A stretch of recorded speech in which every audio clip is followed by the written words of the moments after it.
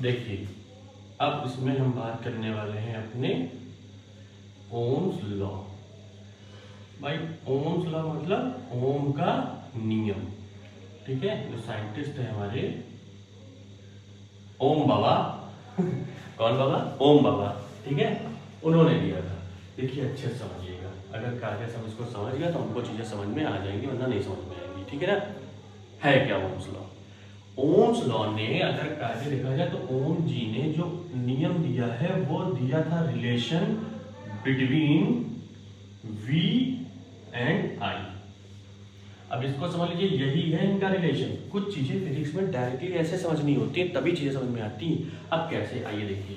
अगर हम एक कंडक्टिंग वायर की बात करें, ये एक वायर हो गया, इसको हमने माइक्रोस्कोपिकली देख लिया है। ये क्या है? इसकी लेंथ है, ठीक है ना। ये क्या है? ये लेंथ ऑफ वायर है, ठीक। ये पहली फिजिकल प्रॉपर्टी हो गई। ये क्या हो गया इसका? अगर इसकी हम ऐसे बात कर लें तो ये हो गया ए का मतलब क्रॉस सेक्शनल एरिया, ठीक है। तो अब देखिए एक चीज समझिएगा, ये दो क्या हो गई? ये इसकी हो गई फिजिकल प्रॉपर्टी। क्या हो गई? ये फिजिकल प्रॉपर्टी हो गई। फिजिकल का मतलब है जिसको हम छू के टच करके देख सकते हैं, ठीक है। अब इसको हमने कनेक्ट कर दिया एक सोर्स से, कनेक्ट कर दिया। भाई क्या करना? कनेक्ट करना था, कर दिया हमने, ठीक है। ये की हो गई, ये निगेटिव हो गया, ये पॉजिटिव हो गया, ठीक है। अच्छे समझिएगा, ठीक। अब क्या होगा इसमें, क्योंकि इलेक्ट्रॉन इधर से ऐसे मूव करेंगे, ठीक, निगेटिव से पॉजिटिव जाएंगे, तो इसका मतलब इलेक्ट्रिक करंट इधर से मूव करेगी, इलेक्ट्रिक करंट इधर से मूव करेगी, ठीक है। पॉजिटिव टू निगेटिव इस तरीके से आएगी, ठीक, ये जाएगी। तो अब इसका मतलब ये एक इलेक्ट्रोड है। अगर इसको हम देखें तो ये कौन सा है? ये आप जानते हैं एनोड है। ये कौन सा? ये कैथोड है। तो ये है क्या? ये इसको अगर हम कहते हैं तो ये बैटरी है। क्यों बैटरी है? क्योंकि जो सेल होता है वो सेल क्या होता है? सेल में एक पॉजिटिव एक निगेटिव होता है भाई, ठीक है। ये पॉजिटिव हो गया बड़ा वाला, ये निगेटिव हो गया। जो बैटरी होती है, battery is the combination of cell, ठीक है। वो क्या होती है? पॉजिटिव निगेटिव इस तरीके से होती है, ठीक है। तो ये आपको समझ में आ गया, ठीक। तो यहाँ पे हमने एक बैटरी लगा दी थी। तो बैटरी का अपना एक पोटेंशियल है कि नहीं है? वो पूरा पोटेंशियल इस तरह से वेरी करा रहा है, ठीक है। समझ में आ गया? इसका पोटेंशियल डिफरेंस है भाई, ठीक। तो अब जब इलेक्ट्रिक करंट यहाँ से जाएगी, इस तरीके से आएगी, ठीक है। तो अब सुनिएगा, अच्छे समझिएगा, यहाँ पर यहीं पर आपको समझना है। कहते हैं कि अगर कोई भी कंडक्टिंग वायर, ये क्या है हमारा? ये कंडक्टिंग वायर है। अब अच्छे समझिए, ये कंडक्टिंग वायर है। अगर इसका एक एंड हम x माने और ये हम y माने, ठीक है ना। तो जो फ्लो ऑफ चार्ज हो रहा है, कायदे से देखिएगा, इसमें हम लिख रहे हैं, आपको समझना है। जो फ्लो ऑफ चार्ज हो रहा है वो कहाँ पे हो रहा है? वो बिटवीन x एंड y हो रहा है कि नहीं हो रहा है? तो अगर समझ लीजिए बैटरी इन दो टर्मिनल्स पे, अब जो ये चूंकि कनेक्ट है, कनेक्ट यहाँ भी कनेक्टिंग वायर है, ठीक है ना। ये कनेक्ट हो गया इस कनेक्टिंग वायर से, ये इधर कनेक्टिंग हो गया, ठीक है। तो अब इसको हमने माइक्रोस्कोपिकली से रख दिया।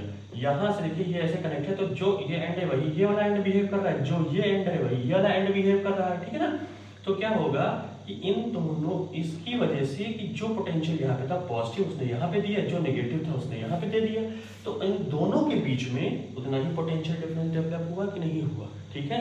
तो इन्होंने कहा कि if all the physical properties are constant including temperature, इसको टेम्परेचर को, टेम्परेचर ऑफ कंडक्टिंग वायर, ठीक है ना, इंक्लूडिंग टेम्परेचर ऑफ कंडक्टिंग। ये नहीं कि भैया जैसा टेम्परेचर दिया वो मेल्ट हो गया, थोड़ी देर बाद वो सारी की सारी कांस्टेंट हो जाए। मतलब अगर आप देखिए तो ए, एल और टी, टी को टेम्परेचर मान के चलिए, ठीक है ना। ये क्या हो जाए? ये सब के सब कांस्टेंट रहे, ठीक है। ये सब क्या रहे? कांस्टेंट रहे। Then the potential difference is developed। अब देखिए flow of charge between x और y है, तो इसके बीच में तो पोटेंशियल डिफरेंस आएगा, मान के चलिए यही आ रहा है, ठीक है। वो क्या होता है? वो डायरेक्टली प्रोपोर्शनल होता है I। मतलब जब पोटेंशियल डिफरेंस तभी कांस्टेंट हो, तभी तभी डायरेक्टली प्रोपोर्शनल होगा इलेक्ट्रिक करंट के, जब एरिया, लेंथ और टेम्परेचर कांस्टेंट होगा, ठीक है। तो अब अगर एरिया की हम बात करें तो एरिया में पाई आर स्क्वायर भी तो आता है भाई, आर मतलब डिस्टेंस, आर मतलब रेडियस, ठीक है, ये याद रखिएगा। तो तो अब यहाँ पर देखिए ये क्या है, प्रोपोर्शनैलिटी। ये क्या है, प्रोपोर्शनैलिटी है। तो अब इसका मतलब है कि V जो है वो किसके ऊपर डिपेंड है, I के ऊपर डिपेंड है। मतलब पोटेंशियल जो है वो इलेक्ट्रिक करंट जब फ्लो करती है तो क्विक डेवलप होता है, ठीक है ना, समझ में आ गया, वो इसके ऊपर डिपेंड है, ठीक। तो इसका मतलब क्या हो गया, और जब हम प्रोपोर्शनैलिटी का साइन हटाएंगे तो एक इक्वेशन बनेगी V is equal to RI। ये सबसे बड़ी चीज है आपका, यही ओम्स लॉ का फॉर्मूला है। सो वेयर ये जो R भाई साहब हैं, इनको हमने क्या कहा, इनको हमने कहा प्रोपोर्शनैलिटी कांस्टेंट। अब ये प्रोपोर्शनैलिटी कांस्टेंट चूंकि ओम ने दिया था तो ये क्या हो गए, ये ओमिक कांस्टेंट हो गए।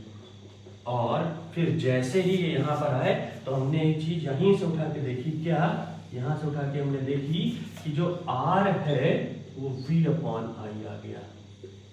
क्या आ गया, R is V upon I। तो R V अपॉन I से हमको क्या देखने को मिला कि जो R है वो I के इनवर्सली प्रोपोर्शनल है।